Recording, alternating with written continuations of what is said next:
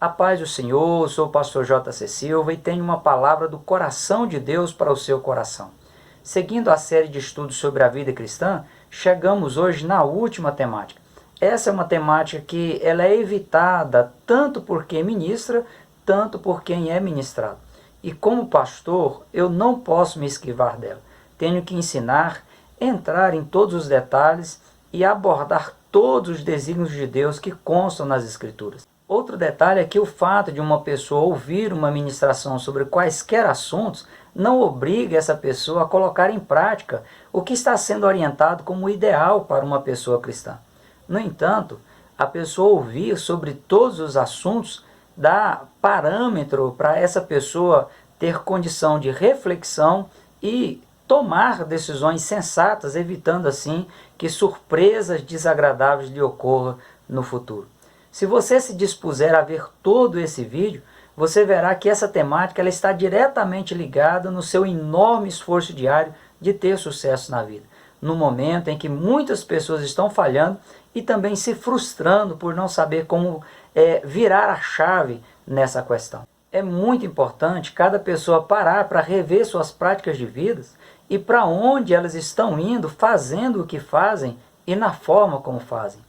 Para se ter aí resultados diferentes na vida, muitas vezes é necessário a pessoa rever seus conceitos, reestruturar a sua fé, abrir mão de crenças deficitárias, crenças disfuncionais ou até mesmo crenças equivocadas.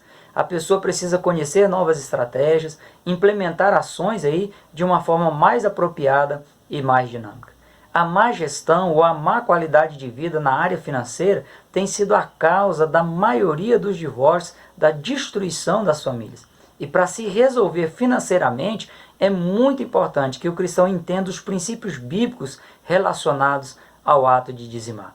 A abordagem aqui ela será focada na conscientização de forma correta quanto ao aprendizado e à prática do ato de dizimar. Eu vou exemplificar para você a prática do dízimo no contexto geral das Escrituras, tomando como base o Antigo e o Novo Testamento. Estarei identificando para você os personagens bíblicos que foram obedientes a Deus quanto à prática do dízimo e como essas pessoas, esses personagens bíblicos, eles foram imensamente abençoados por Deus. Te apresentarei os textos bíblicos no Novo Testamento que confirmam a prática do dízimo como sendo um princípio bíblico também para os nossos dias. Vou apresentar para você alguns erros que as pessoas cometem no ato de dizimar e também falando sobre as bênçãos do dízimo na vida da pessoa. É falsa a ideia de que o princípio do dízimo ele tenha surgido e que esteja limitado ao período da lei mosaica. Se essa ideia fosse verdadeira, o ato de dizimar não seria um princípio, não seria algo que ultrapassa as barreiras do tempo e das questões geográficas. O dízimo deixaria de ser apontado nas Escrituras como a causa primária para o sucesso da vida financeira de uma pessoa. Deixaria de ser o elemento predominante na Constituição Divina, expresso nas Escrituras, no que se refere à fidelidade humana nas questões materiais. Não seria um princípio bíblico. Quanto à origem do dízimo, ela perde-se no tempo. Antes da lei mosaica, já no período patriarcal, o conceito do dízimo ele já existia. O que ocorreu com o advento da lei mosaica foi apenas a formalização do que já era praticado pelos patriarcas e que posteriormente à lei mosaica foi pregado pelos profetas a necessidade da sua observância, bem como foi reforçado pelo próprio Cristo como sendo um ato de fé resultado da obediência voluntária aos preceitos divinos. Ainda falando sobre o conceito do dízimo, friso para você que a prática do ato de dizimar tem como base o fato de Deus ser o proprietário da terra e doador de toda sorte de bênçãos materiais e espirituais. No Salmo número 24, verso 1, Davi afirma: do Senhor é a terra e a sua plenitude, o mundo e aqueles que nele habitam. A prática do dízimo é um reconhecimento de que Deus é o dono da terra e de seus frutos. A não restituição do dízimo é considerado dentro do contexto bíblico como um ato de roubar a Deus. Você consegue conceber a ideia de uma pessoa conseguir roubar o próprio Deus? Parece algo impensável. E além disso, parece até mesmo uma afronta dizer que alguém possa querer ou tentar roubar a Deus, ou chegar a roubar a Deus. Deus, ele é o autor e doador da vida. E aquele em cujas mãos está o controle de todas as coisas, nos céus e na terra. Ele é dono do ouro e da prata, é o criador do gênero humano. É ele que dá a vida a uma pessoa e nomeia essa pessoa como seu mordomo, como seu administrador sobre uma determinada área ou sobre determinadas posses e rendimentos. A única coisa que Deus pede é que a pessoa, que esse administrador, que esse mordomo, devolva 10% da produção, 10% de todo o rendimento, de todo o lucro, que lhe seja devolvido para ser invertido em sua obra aqui na terra por meio da igreja. Como salário, como pagamento pela administração do que Deus coloca nas mãos da pessoa, para ela administrar, para ela cuidar, para ela zelar, ele diz, 90% do rendimento, 90% de todo o lucro, você pode fazer o que quiser, pode investir onde entender melhor, pode até jogar fora, se for o caso. Apenas me devolva 10% de todo o lucro no exercício desta administração que eu estou te nomeando administrador. Veja o que o Senhor expressa em Malaquias capítulo 3, versículos 8 a 10. Roubará o homem a Deus? Todavia vós me roubais e dizeis, em que te roubamos? Nos dízimos e nas ofertas alçadas. Com maldição sois amaldiçoados, porque me roubais a mim, vós toda a nação. Trazei todos os dízimos à casa do tesouro, para que haja mantimento na minha casa. E depois fazei prova de mim, diz o Senhor dos Exércitos, se eu não vos abrir as janelas do céu, e não derramar sobre vós uma bênção tal, que dela vos advenha a maior abastança. Deus é um ser invisível. É o patrão ou o dono do universo que não é visto por seus nomeados administradores que estão administrando sobre todas as coisas na terra. Se a pessoa ela conseguir ser fiel a Deus, que é invisível, terá condições de ser fiel não só nas questões relativas às finanças, mas em todas as questões possíveis nos relacionamentos humanos. Me permita te levar aqui a pensar sobre algumas situações reais. Por falar em fidelidade, em confiança que se tem nas pessoas, quem é que gosta de descobrir que foi traído por uma pessoa na qual ela depositou a sua confiança? Uma pessoa que imagina que pode enganar, trapacear ou mesmo deixar Deus esperando além do necessário, ela terá condições ou não de fazer o mesmo com seu cônjuge, com seus amigos e até com seus patrões. Pense sobre isso, reflita sobre isso. Eu sei que você é uma pessoa inteligente e sensata. Por isso eu estou trazendo essa temática para nós estarmos refletindo juntos. Você sabe que mesmo uma pessoa que despreza a confiança que outra pessoa tenha nela, essa pessoa ela pode até desprezar a confiança que os outros depositou nela, mas ela fica enfurecida quando descobre que alguém traiu a sua confiança, que determinada pessoa tenha sido infiel com ela ou tenha ao menos tentado passá-la para trás. Não só os relacionamentos humanos eles devem ser regidos na base da confiança, mas o relacionamento do ser humano com Deus também deve ter essa mesma base. Se uma pessoa confiar em Deus, com certeza, Deus nunca trairá a confiança dessa pessoa e vai fazer de tudo para honrar a confiança que essa pessoa depositou nele. Mas Deus ele poderá confiar nessa pessoa quanto ao que ele fixou como princípio bíblico, como a causa primária para o sucesso da vida financeira de uma pessoa, como um elemento predominante na Constituição Divina, expresso nas Escrituras Sagradas, no que se refere à fidelidade humana nas questões materiais? Deus poderá confiar nessa pessoa quanto ao que ele estabeleceu como preceito bíblico? Deus pode estar tranquilo quanto à administração dessa pessoa sobre as coisas materiais que ele confiou para essa pessoa administrar? Vale lembrar que Deus, ele por ser invisível, ele está presente em todos os lugares e conhece com profundidade todas as coisas, mesmo que a pessoa não consiga vê-lo com seus olhos físicos. Nada passa despercebido diante dos seus olhos 100% justos, 100% fiéis e verdadeiros. Acima de tudo, cada pessoa deve se conscientizar de que dentro do contexto bíblico fica evidente que a prática do dízimo é uma forma de demonstrar gratidão a Deus pelas bênçãos oriundas dele. O ato de dizimar é, sem dúvida, uma importante fonte de investimento no reino de Deus aqui na terra. Em Gênesis capítulo 14, versículos 19 e 20, diz que Melquisedeque, rei de Salém, sacerdote do Deus Altíssimo, abençoou a Abraão e disse: Bendito seja Abraão do Deus Altíssimo, o possuidor dos céus e da terra, e bendito seja o Deus Altíssimo, que entregou os teus inimigos nas tuas mãos. E Abraão deu-lhe o dízimo de todo o despojo da guerra. Essa é a primeira referência na Bíblia em relação ao dízimo. Em Hebreus capítulo 7, versículo 2, essa citação ela é lembrada como um ato digno de ser imitado, digno de ser seguido, digno de ser praticado nos dias atuais. Em Gênesis capítulo 28, versículo 18 a 22, Jacó, após a visão da escada que topava aos céus, seguindo o exemplo do patriarca Abraão, ele fez um voto de fidelidade com Deus, que como gratidão, como forma de cumprir tal voto, ele iria restituir o dízimo sobre tudo que ele viesse a adquirir.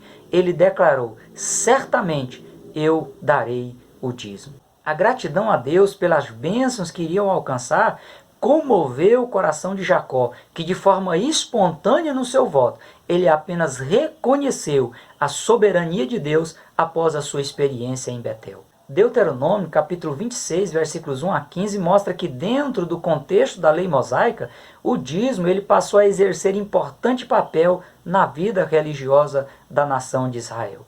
Com a restituição do dízimo pelos israelitas, o templo ele teria suprido as suas necessidades. A tribo de Levi, responsável pelo exercício sacerdotal, também ela seria mantida no seu ofício sacerdotal. No Antigo Testamento, sempre que a prática do dízimo ela era negligenciada, era porque o povo estava se afastando de Deus. E sempre que a prática do dízimo ela voltava a ser evidenciada, era um sinal de reavivamento que era experimentado pela nação judaica. O profeta Malaquias, ele orienta ao povo que deveriam fazer prova do Senhor e não negligenciar a prática do dízimo, sob pena de serem considerados roubadores de Deus. Quanto ao dízimo no Novo Testamento, a Epístola aos Hebreus ela faz uma ponte de ligação entre o Antigo e o Novo Testamento ao mencionar o fato aí de Abraão ter restituído o dízimo a Melquisedeque. E além disso, o escritor afirma que Jesus Cristo ele é sumo sacerdote segundo a ordem de Melquisedeque. Se é da mesma ordem que Melquisedeque, os deveres e os privilégios também continuam sendo os mesmos, continuam sem alteração. Praticar o ato de dizimar é dar sequência em Cristo ao sacerdócio de Melquisedeque, que permanece para sempre, de acordo com Hebreus capítulo 7, versículo 3. Em Mateus capítulo 23, versículo 23, Jesus foi enfático em dizer: Ai de vós, escribas e fariseus, hipócritas, porque dais o dízimo da hortelã, do endro e do cominho, e desprezais o mais importante da lei, o juízo, a misericórdia e a fé. Deveis, porém, fazer estas coisas e não omitir aquelas. A prática da vida piedosa dos fariseus estava sendo aparente e arrogante. Mateus 23 enfatiza esse estilo de vida deles, que era evidenciado pela falsa religiosidade, pela hipocrisia e por veste de justiças apenas para promover a glória própria aos seus corações. No versículo 23, Jesus ele reprova esse estilo de vida e deixa claro que não adianta viver uma religiosidade que observa as instruções bíblicas apenas pela metade. Não adiantava os fariseus serem dizimistas até dos produtos da hortaliça e negligenciar a justiça, a misericórdia e a fé. Uma coisa, ela depende da outra. Por isso Jesus afirmou: deveis fazer estas coisas, exercer justiça, exercer misericórdia, exercer a fé e não omitir aquelas, dizimar a hortelã, o endro e o cominho. Jesus ele reforça o conceito do dízimo não como um ato meramente obrigatório, mas como um reflexo de uma obediência voluntária à palavra de Deus. Em 1 Coríntios, capítulo 16, versículo 2, Paulo orienta os irmãos de Corinto, dizendo o seguinte: no primeiro dia da semana, cada um de vós ponha à parte o que puder ajuntar, conforme a sua prosperidade. Aqui Paulo, mesmo não mencionando o termo dízimo, ele deixa evidenciado a necessidade de tal prática, pois a contribuição que deveria ser levada ao templo, entregue no santuário, deveria ser conforme a prosperidade de cada pessoa. O dízimo é proporcional à renda da pessoa. Aquele que ganha mais, contribui com mais. O que ganha menos, contribui com menos. O percentual de 10% é o mesmo, mas o valor ele é proporcional à receita, aos lucros, à prosperidade da pessoa. Quanto mais o servo ou a serva de Deus prospera, mais ele ou ela contribui. Existem alguns erros comuns à prática do ato de dizimar, que eu vou destacar algumas dentre tantas. O primeiro erro é a pessoa devolver como dízimo um valor inferior ao correspondente ao dízimo, inferior aos 10% dos rendimentos. Aqui a pessoa imagina que o valor correspondente a 10% de seus rendimentos brutos seja um valor muito alto para ser devolvido como dízimo. E aí a pessoa decide devolver apenas uma parte. O termo dízimo significa a 10ª parte de um todo. Se o valor devolvido deixa de corresponder à 10ª parte, ou seja inferior a 10% dos rendimentos, ele deixa de ser dízimo, podendo ser considerado aí apenas uma oferta ou qualquer outra coisa. O curioso nesses casos é que a pessoa ela considera muito devolver 10% de dízimo, mas ela considera pouco, 90%, para ela sobreviver sobre a bênção da fidelidade a Deus. Vale lembrar o que disse certo escritor: quando a pessoa faz apenas uma mera parte do que poderia fazer, Deus, por sua vez, ele fará apenas uma mera parte do que ele poderia fazer por aquela pessoa. O segundo erro que eu menciono aqui na prática do dízimo é a pessoa estipular um valor mensal a ser repassado como dízimo, independente do quanto ela ganha no mês. Mesmo nos meses em que os rendimentos da pessoa sejam superiores, a pessoa continua devolvendo apenas aquele valor estipulado, evitando que o seu nome fique fora do relatório mensal da igreja. Nesse caso, a pessoa ela é apenas uma mensalista e não uma dizimista. O terceiro erro que eu menciono para você é a pessoa dizimar só quando sobra dinheiro no mês. Aqui entra a questão de a pessoa usar o dinheiro que deveria ser devolvido como dízimo para se fazer aí investimentos pessoais em aquisição de imóveis, veículos, motos, na compra de roupa, de calçado, de presentes para outras pessoas, dentre outras coisas. O dízimo ele deve ser apresentado como primícia ao Senhor e não como sobra. É um ato de obediência voluntária, é um ato de fé na provisão divina, é um ato de gratidão a Deus por ter dado a oportunidade da pessoa trabalhar e ter os seus rendimentos mensais. Em 2 Coríntios, capítulo 9, versículos 6 a 11, Paulo diz: "E digo isso, que o que semeia pouco, pouco também ceifará. E o que semeia em abundância também ceifará. Cada um contribua segundo propôs no seu coração, não com tristeza ou por necessidade, porque Deus ama ao que dá com alegria. E Deus é poderoso para tornar abundante em vós toda a graça, a fim de que, tendo sempre em tudo toda a suficiência, superabundeis em toda boa obra. Conforme está escrito: espalhou, deu aos pobres, e a sua justiça permanece para sempre. Ora, aquele que dá semente ao que semeia e pão para comer, também multiplicará a vossa sementeira e aumentará os frutos da vossa justiça, para que em tudo enriqueçais para toda beneficência, a qual faz que por nós se deem graças a Deus." Apesar de esse texto ser uma alusão ao ato de ofertar, ele pode ser aplicado em relação à devolução dos dízimos, pois o princípio é o mesmo. A pessoa ela se desprende das questões financeiras, das questões materiais, acreditando na provisão e nos cuidados de Deus. O quarto erro no ato de dizimar que eu menciono para você é a pessoa dizimar por obrigação ou apenas por interesses materiais. O ato de dizimar deve ser algo totalmente espontâneo.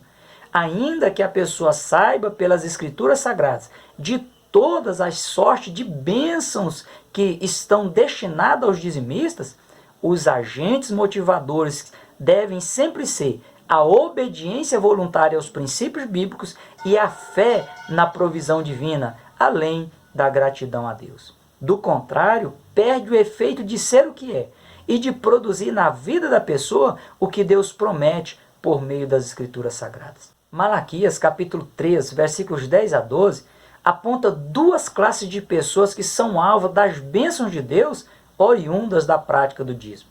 Primeiro, as bênçãos para a igreja, para as pessoas que compõem a igreja.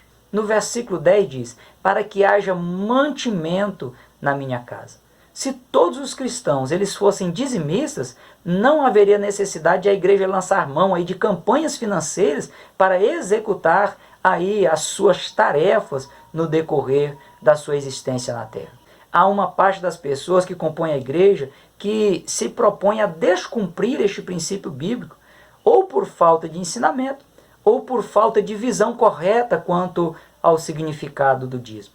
Por vezes, falta recursos para as tarefas básicas da igreja que dão suporte ao seu crescimento, que dão suporte para as pessoas que fazem parte da igreja. Faltam recursos para material didático, para os trabalhos pedagógicos com criança.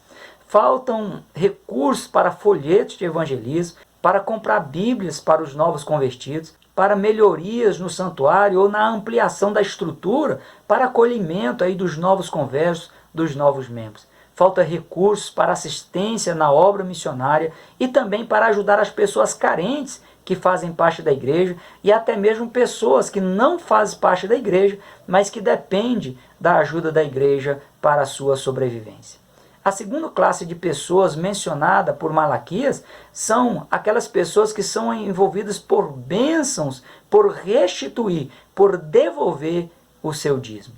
Versículo 11 diz, fazei prova de mim, diz o Senhor dos Exércitos, se eu não derramar sobre vós uma bênção tal, que vos advenha uma grande abastança.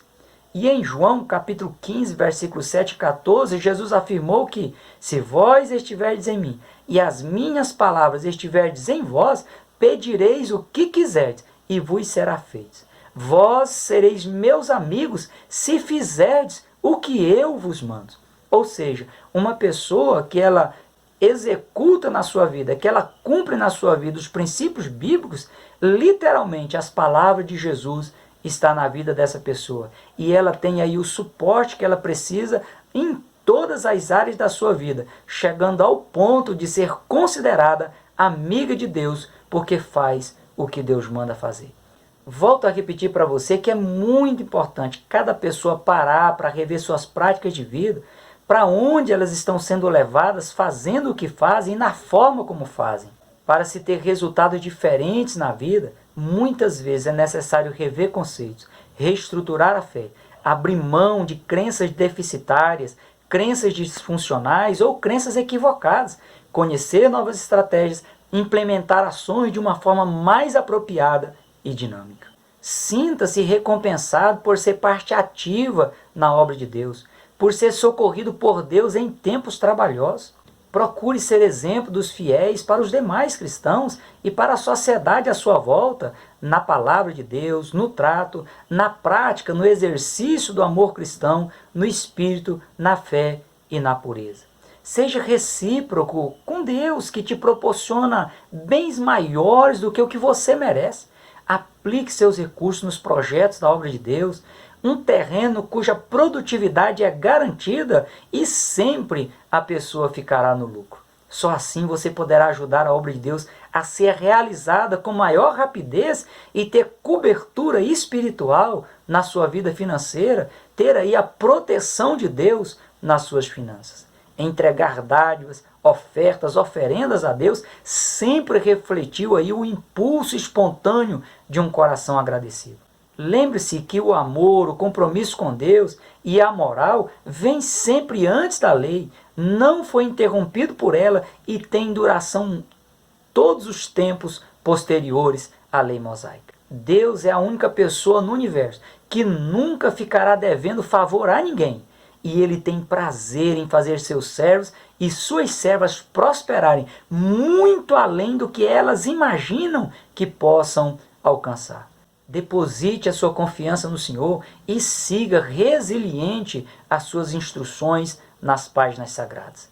Que o Espírito Santo de Deus seja o seu orientador fiel e te ajude a cumprir os princípios divinos que estão no contexto geral das Escrituras. E que a paz e a prosperidade do Senhor seja sobre a sua vida e sobre a sua família.